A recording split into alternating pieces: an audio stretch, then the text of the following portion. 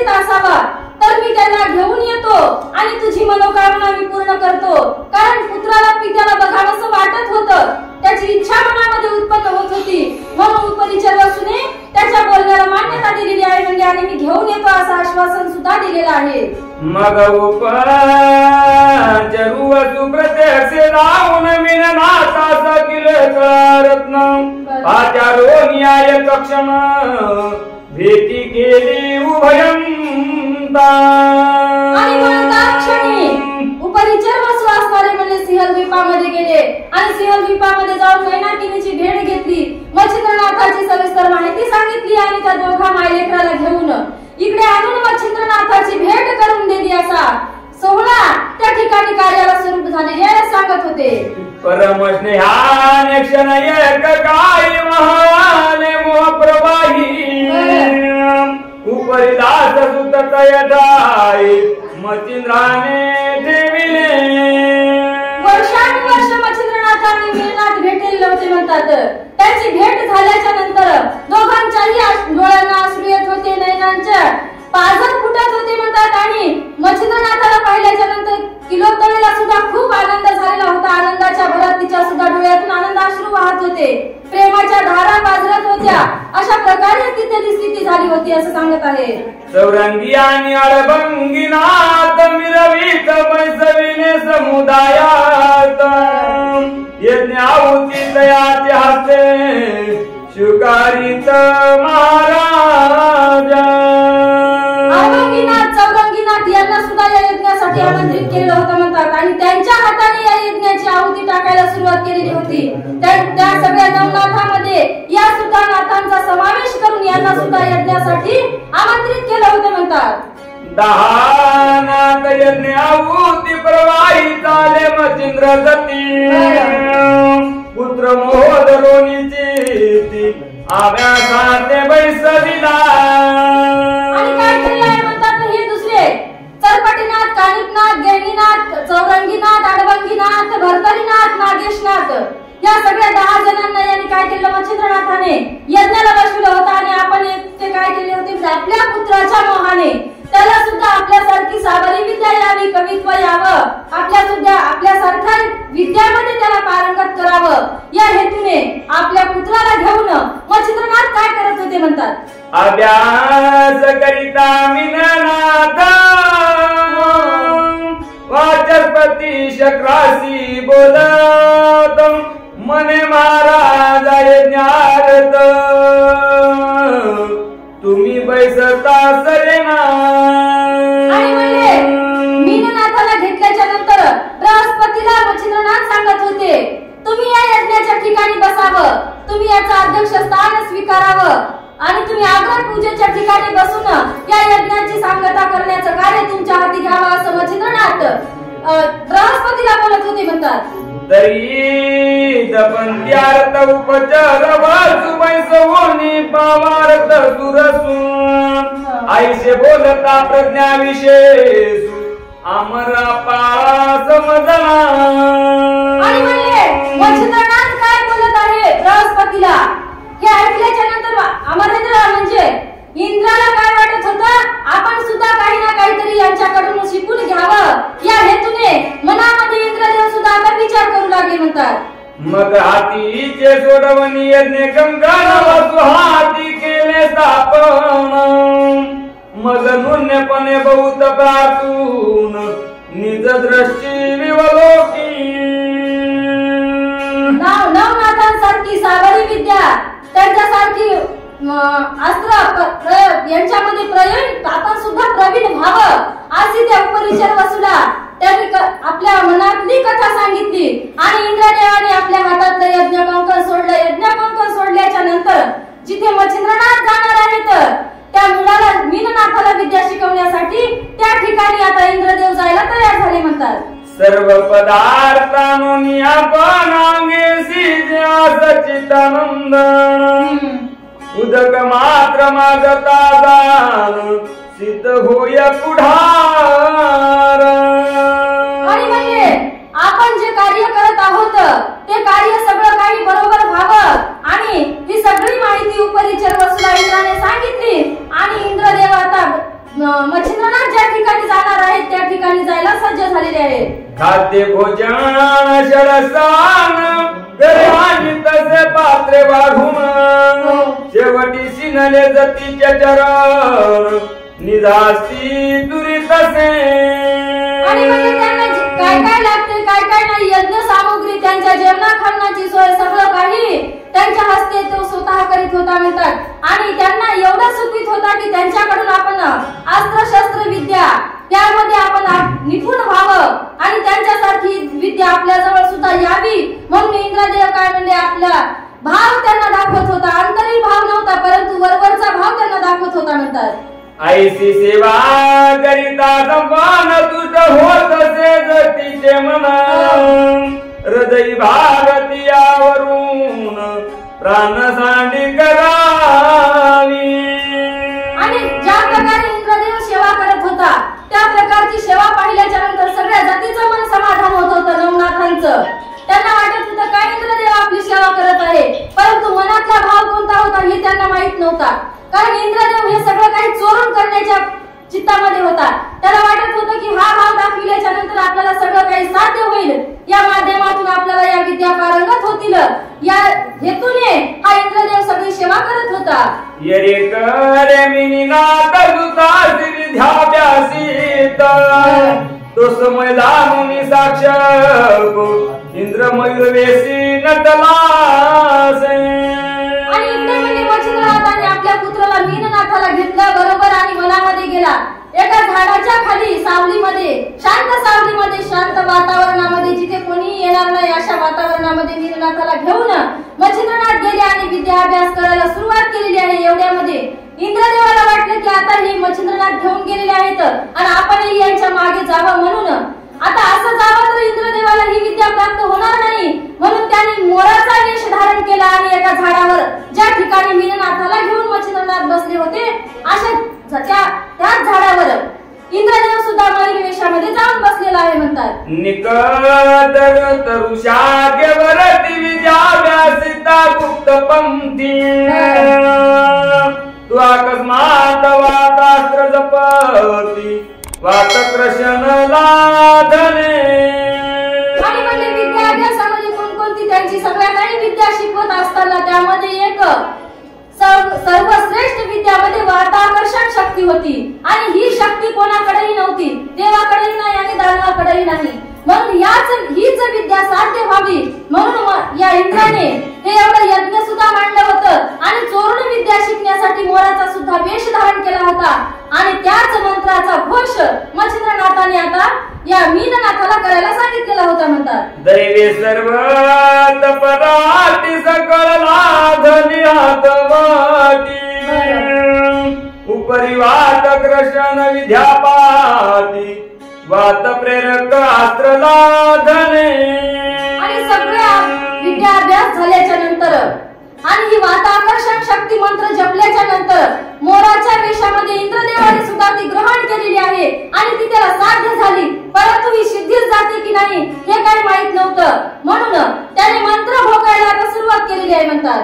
ऐसी विद्या होता सन सधन परमहर्षला सत्र नयन परी एक संवत्सर होता यज्ञ अभ्यासित तवरी. इकडे काय झालेलं आहे म्हणजे ही अस्त्र विद्या वाताकर्षण शक्ती विद्या मीननाथासोबत इंद्रदेवाला सुद्धा प्राप्त झालेली आहे आणि 1 वर्षापर्यंत हा यज्ञ चालू राहिला होता. आता त्या यज्ञाची सुद्धा सांगता व्हायची वेळ आलेली होती आणि आता मच्छिंद्रनाथ मीननाथ आणि इंद्रदेव काय करतील ते पाहू म्हणतात. आसु हवन अर्पण आहुती मग भावनी पूर्ण समाप्ती मग मच्छिंद्रनाथ प्रतीक जती अग्र पूजे पैसला. इकडे मीननाथाला विद्या अभ्यास पूर्ण झालेला होता आणि तिकडे यज्ञाचा सुद्धा काय म्हणजे सांगता होण्याची वेळ आलेली होती आणि म्हणून ज्या गुरुने मच्छिंद्रनाथाने त्याची अग्रपूजा केली होती ती सांगतेला सुद्धा मच्छिंद्रनाथ त्या ठिकाणी येऊन पोहोचले होते म्हणतात आणि सांगतेची पूजा करण्यासाठी आता मच्छिंद्रनाथ बसले होते. मग पूजा करून या सांग पांग उपरी त्रिदर्शनाचे पूजिले अंग वस्त्र भूषेने चांग ओनिया गौरविले. सगळ्या यज्ञाचा होमाचा आरंभ तशी समाप्ती झाली होती म्हणतात आणि ही सांगता मोठ्या थाटामाटाने होत होती.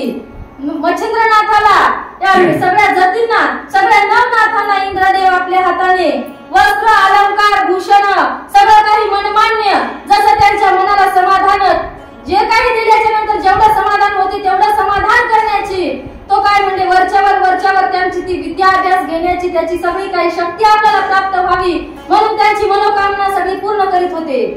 सकळा बैसवून या कनकासनी उभा राहिला जोडून पाणी सर्वासी वद्या मलय वदनी नात वचन माझे परिसावे.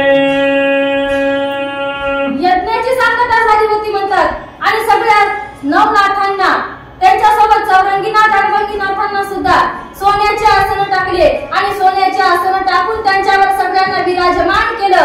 हात जोडून नम्र होऊन काय म्हणत होता कारण नम्र होऊनच त्याने नम्रीपणाचं काम साधून घेतलं होतं. नम्र त्यांना वाटत होतं की इंद्रदेव नम्र आहे परंतु हा नम्री होऊन याने विद्या साध्य केली होती आणि विचारत होता की तुम्हाला काय पाहिजे आणि माझ्याकडून कोणती सेवा केल्याच्या नंतर तुमचं मन तृप्त होईल. अशा प्रकारचा इंद्रदेव नम्रपणे नवनाथांना बोलू लागला. सकळा बैसवूनी कनकासनी उभा राहिला जोडून पाणी सर्वासी वद्या मलय वदनी नात वचन माझे परिसावे. मिनी जतीचा प्रताप माते घडला एका न्याय पर्यापन सण करा समुदाय मिया मयूर वेश धरून माय अभ्यासिले विधिते. चोरी चोरून केली मात्र चोरी कधी ना कधी उघडकीला येते यावंच लागते कारण चोरी जर केलेली असली ना आपण आपल्या मनानं जर त्याचं प्रायश्चित हो बनवून घेतलं तर त्याचं प्रायश्चित्त होते. तशा प्रकारे इंद्रदेवाने चोरी केली परंतु हात जोडून त्यांच्या समोर उभा राहिला आणि सांगत होता हे नाथांना म्हणला माझ्याकडून एक तुमची काय झालेली आहे अपराध झालेला आहे आणि तो तुम्ही अपराध क्षमा करावा. मी काय अपराध केलेला आहे तर तुम्ही मीननाथाला ही सागरी विद्या किंवा वाताकर्षण शक्ती विद्या शिकवत होता.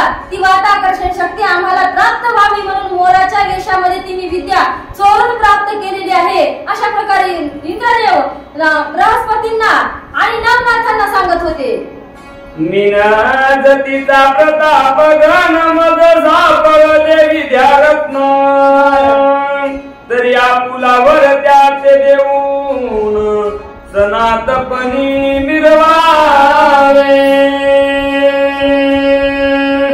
अशा प्रकारे असणार मीननाथाला ज्यावेळेस तुम्ही विद्या शिकवत होता त्यावेळेस मी सुद्धा ती विद्या ग्रहण केली आहे परंतु तुम्ही काय करावं म्हणजे तुमचा वरदहस्त मला द्यावा तुमची कृपा माझ्यावर करावी जेणेकरून ती विद्या मी जर काही प्रयोग त्या विद्येचा केला तर ती विद्या फळाला यावावी. अशा प्रकारे तुम्ही तुमचा आशीर्वाद मला द्यावा आणि मला सनात करावा अशी विनंती इंद्रदेव बृहस्पतींना आणि नवनाथांना करत होते. ऐसे बोलत अमरनाथ सर्वांची समजला तस्करी कृत्य मग ते कोणी परमचित्तात शाप वचन बोलती. अशा प्रकारे असताना इंद्रदेवाने निवेदन केल्याच्या नंतर सगळ्या नवनाथांना राग आला होता आणि रागाच्या भरात काय सांगत होते तू चोरून विद्या शिकलेली आहेस तू चोराचं काम केलेलं आहेस म्हणून त्यांना राग आला होता म्हणतात आणि रागाच्या भरामध्ये ते काय बोलत होते मनतींद्रा तू भूमी जाणविल्या जगवावया कारण तरी चोरवणी घेतले विद्यारत्न निर्बळ होईल तुझं लागी. नवनाथाला वाटत होतं की आम्हाला माहित नव्हतं की तू सेवा कोणत्या कारणाने आमची करत आहेस. आम्ही भोळ्या भावाने इथे यज्ञ केला तू म्हणाल तसं आम्ही वागलो परंतु तू तुझं काम करायचं होतं तसं तू करून घेतलेलं आहेस. म्हणजे इंद्रदेव कमाई कोणतंही काम केलं तर कपट रूपानेच करतो आणि आता सुद्धा तू ही कपटानेच आमची विद्या प्राप्त करून घेतलेली आहेस चोरून विद्या घेतलेली आहेस आणि चोरून विद्या घेतली म्हणून ही विद्या तुझी फळाला येणार नाही असा शाप नवनाथ देत होते. ऐसे बोलता सकळ जाती मग उपचरू वसुवाचस्पती गौरवोनी अमरयूपी तुझ केले चितात आणि म्हणले इंद्रदेवावर हे सगळे नवनाथ रागवल्याच्या नंतर त्यांचा गुरु श्रेष्ठ होता म्हणतात. गुरु नम्र होता, कारण राजा कसाही असला, गुरु जर चांगला असला त्याचं राज्य बुडू देत नाही.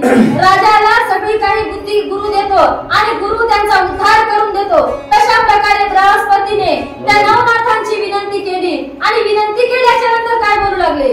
मनती महाराजा शाप मोचन पुणे बोला काही वचन मग ते बोलती तया कारण तपाचारावे इंद्राने. त्याने करून नाही तो गुन्हा केलेला आहे, कारण लेकरानं गुन्हा केला तर माय म्हणते बापा काहीतरी करा आणि माझ्या लेकराचा गुन्हा पदरात घ्या, मी तुमच्या समोर पदर पसरते. तशा प्रकारे इंद्रदेवाचा गुन्हा बृहस्पती मान्य करत होते आणि काहीतरी आमच्या राजाला उशाप द्या आणि या शापामधून त्याचं शापमोचन करा. काहीतरी उशाप दिल्याच्या नंतर त्याचं शापमोचन होईल किंवा ती विद्या फळाला येऊ न येऊ, परंतु हा शाप तरी तुम्ही मागे घ्या असं म्हणल्याच्या नंतर नवनाथ सांगत होते की यांनी इंद्रदेवाने तप केल्याच्या नंतर 12 वर्ष तप केलं तर याची विद्या फळाला येईल किंवा याचा शाप नाहीसा होईल असं सांगू लागले. द्वादश वर्ष तपाचारिता विद्या फळेल तद्वता परिणाम बंदी चलन होता पदरावरी पडेल.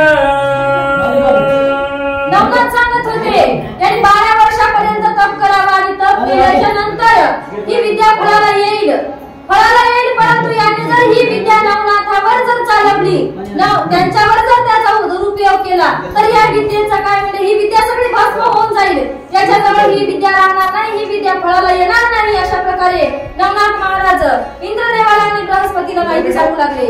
ऐसे बोलून या सकळ जाती मनारूढ झाले समती खाली उतरून मैवरती नाना तीर्थे धर्मसाती.